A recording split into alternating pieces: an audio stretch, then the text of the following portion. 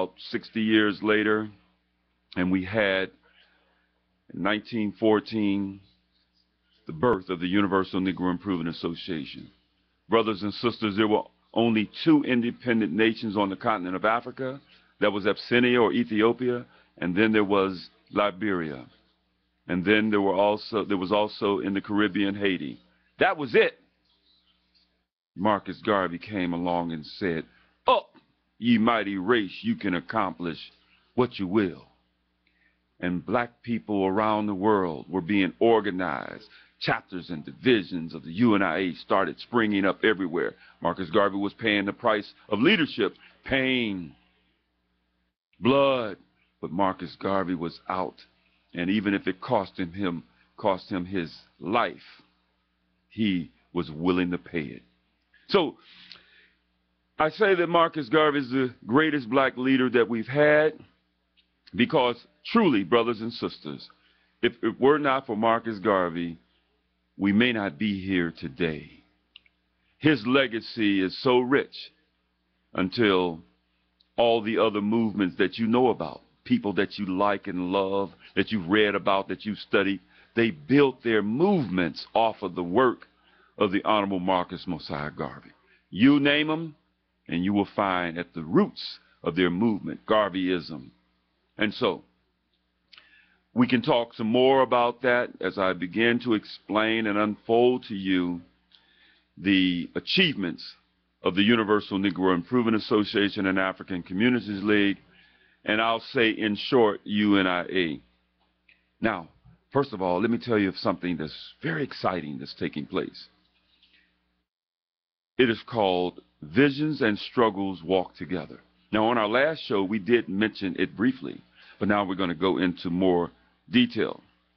This is a unique illustrative study of the life and works of Marcus Garvey, one of history's greatest contributors to human consciousness and development during the 20th century and beyond, whose work touched the lives and brought real hope to millions of oppressed, colonized, and deceived people.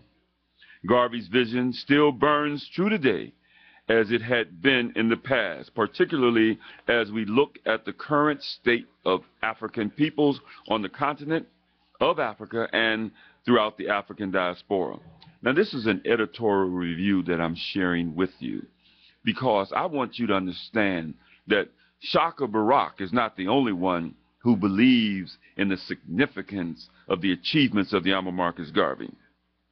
It goes on. Marcus Mosiah Garvey, one of Africa's great sons, born in St. Ann's Bay, Jamaica, Caribbean, during the peak of the British Empire, demonstrated that an individual could make a difference when he or she was ready to work collectively with others for a common good in awakening Africa and Africans, giants who fell asleep for many years.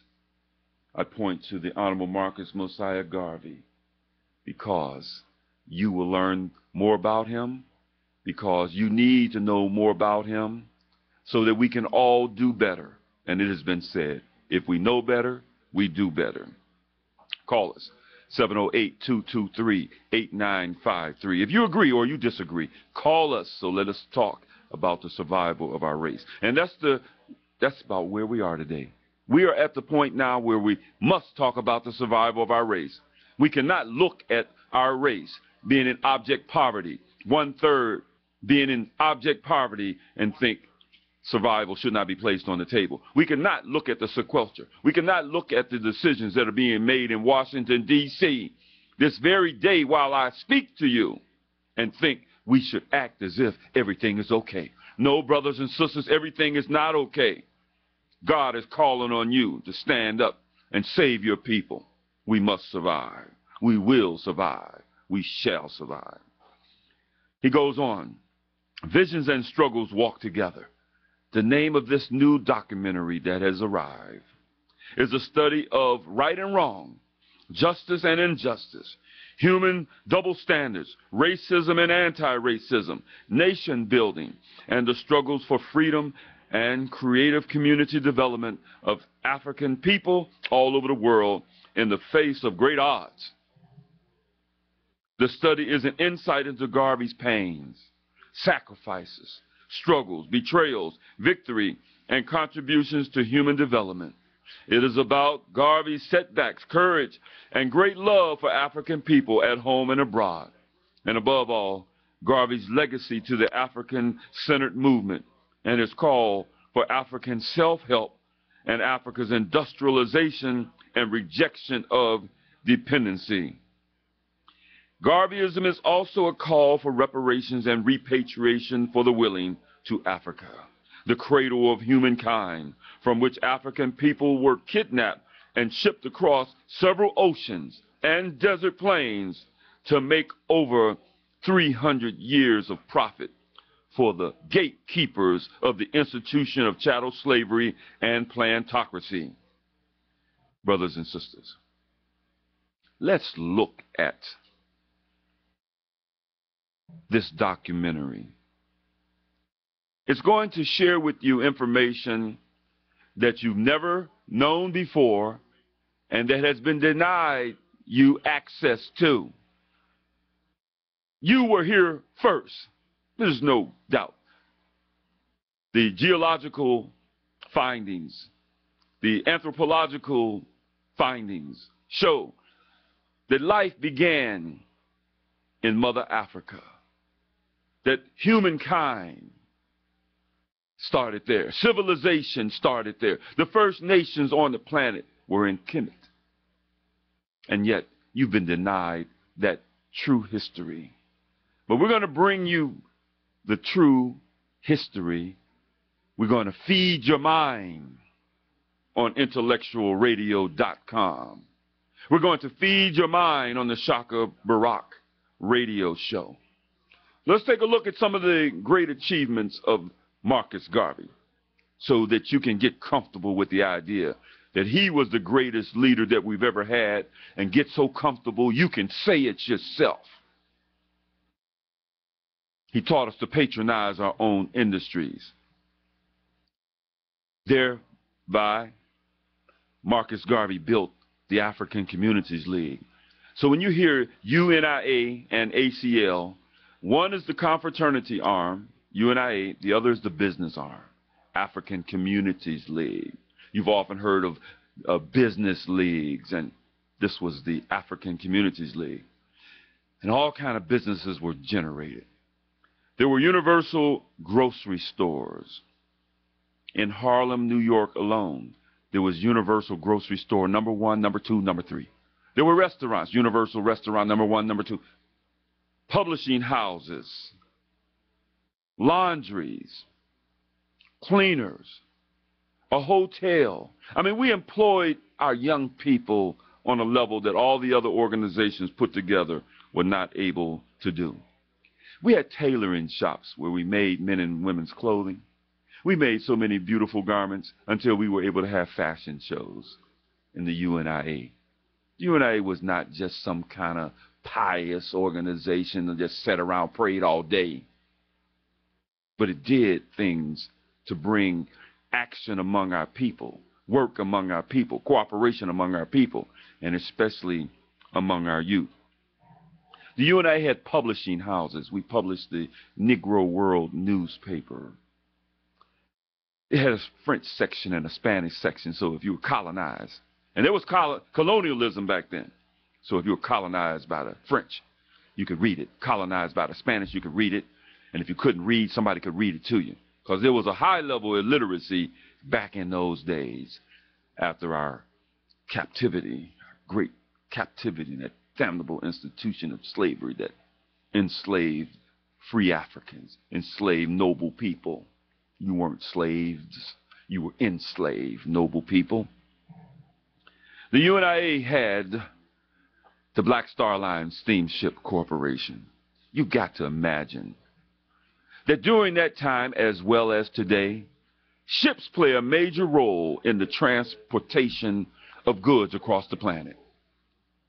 But it wasn't until World War II, at the end, the 50s, that you had planes catching up with ships. Before that, 90% of all the commerce, all the goods that went across this planet that you see behind me, it went on ships through the oceans, through the seas. And Marcus Garvey knew that a people that would be independent, self-reliant, must have its own ships. And therefore, we brought into existence the Black Star Line. Beautiful ships. Let me speak of one of those ships before I go into some other material. I know you've been on boats, you've been on cruises, you've been on some ships. Nothing like the yacht that the UNIA bought. It was valued at about $225,000. It was once owned by a man by the name of Henry Rogers, multimillionaire. It was a ship that he raced, a yacht that he raced in yacht races, and it always won. It won the top races. Another ship compared to it was J.P. Morgan's ship, Corsair. This ship was not as fast as the one that Marcus Garvey bought, but it was valued at $225,000. But not value, it was sold for $225,000. Marcus Garvey got the SS Kanawha that became the Antonio Maceo, named after the great Cuban general, for $65,000. Marcus Garvey was a shrewd businessman, not a fool. This yacht was so powerful, so wonderful, that Booker T. Washington at that time, while he lived, because he died in 1915, before Marcus Garvey answered his invitation to come to America. But he had sailed on that ship. That ship was only 20 years old when Marcus Garvey bought it. Now, you got a car that's 20 years old, you might have an old car. But if you have a ship that's 20 years old, that ship is in good shape, because they were built well. They were built to last. Why were they built to last? Because they had to roll on the sea. Can you imagine it? Ship ahoy, ship ahoy, ship ahoy, ship ahoy. The ships that brought us here were fast. They weren't built as well because they were to be light so that they could get in, get out, and then drag us from our homeland to these shores. But the ships that were used for commerce and industry and cargo ships, no, these ships were built very well. And the ships of these multimillionaires were built very well. So Marcus Garvey got it. Beautiful ship. And our people were so excited that by the time he had launched the stock, calling for people, UNIA members in particular, at that time is about 2 million. They bought stock like it was hotcakes. At one point, 35,000 stockholders, $5 a piece, no more than $200, so nobody would monopolize. We were in the shipping industry. Nobody's done that. All the people you like, none of them have done that. The amount of grocery stores that Marcus Garvey had in different parts of the world, banks, hotels, schools, nobody's done that. So let's not take away from Marcus Garvey because we have pride in somebody else. You love King? That's all right. King went to Jamaica. Did you know your leader went to Jamaica? Do you know your hero went to Jamaica and laid a wreath at the shrine of Marcus Garvey and said he was the first man that teaches on a mass scale a sense of somebodyness? That's what King said. You like Malcolm? El Haj Malik El Shabazz? That's okay. Malcolm's parents were Garveyites, and he recalls that life of those Garveyites, and he recalls that it was Marcus Garvey. When you hear about the liberation movements on the continent of Africa that he was hearing about because he was informed, he knew that Marcus Garvey was alive because his work was going on the continent. Who you like? You a Moorish American? Now, Marcus Garvey laid the foundation for Moorish science in America. Had it not been for him laying the foundation and building and organizing the mass of our people, Honorable Noble Drew Ali wouldn't have had anybody to talk to. You like the Honorable Elijah Muhammad? He was a member of the UNIA. Don't you see the similarities between the way the African legions dressed in their military uniforms and the way that the FOI, Fruit of Islam, dressed? You ever seen the similarities between how the Muslim girls or the women in their beautiful garments compare to the garments that the women in the UNIA wore? Very similar. It's no accident, brothers and sisters. You can go all over this planet. You can look in the political arena. You can look in the economic arena. And you will find men and women who have achieved greatness because they built off of the foundation laid by the Alma Marcus Mosiah Garvey. Let's go on. I mentioned the Universal African Legions. Sometimes you see this and you think, wow, there were paramilitary guys walking around in uniforms. It was more than that. The Universal Negro Improvement Association African Communities League's African Legions were men between the ages of 18 and 55 that come under the Minister of Legions, a member of the High Executive Council. He was housed at UNIA headquarters, and this minister had a staff of 4-star generals and commanders. His commissioned officers had to pass an exam in the subjects of geography of Africa, topography, mathematics, language, writing, reading, and signaling. All legions were employed in some trade or profession for the rehabilitation of the ancient glories of Mother Africa. They were taught to respect the UNIA and ACL's red, black, and green flag, which I love and I hope you do too, the flag of our future African empire, and to respect the national anthem and flag of every nation where they were located. They were held to the highest level of obedience and courtesy.